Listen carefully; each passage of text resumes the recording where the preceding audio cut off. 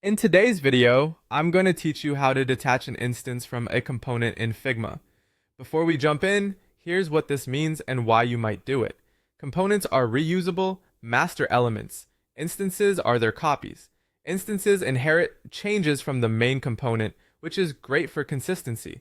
Detaching breaks that link so you can freely edit a one-off version without affecting the original or other instances. This is powerful, but it comes with a trade-off. Once detached, updates to the original component won't flow into your edited piece. Because of that, I recommend duplicating the instance first if you think you might want to keep a linked version around. Let's do it. On your canvas or in the layers panel, find the instance you want to customize. Right-click directly on that instance to open the context menu. From the menu, click Detach Instance. That's it. The link to the component is removed and your instance becomes a regular group or frame you can edit freely.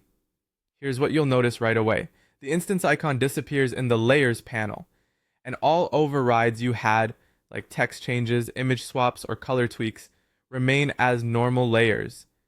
Any auto layout constraints and layout properties still apply, so you can continue to resize and arrange as expected.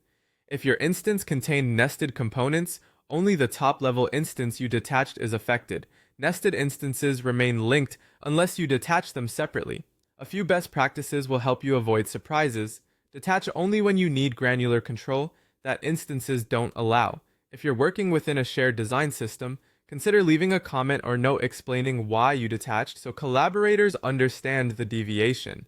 Remember that detaching is not the same as resetting.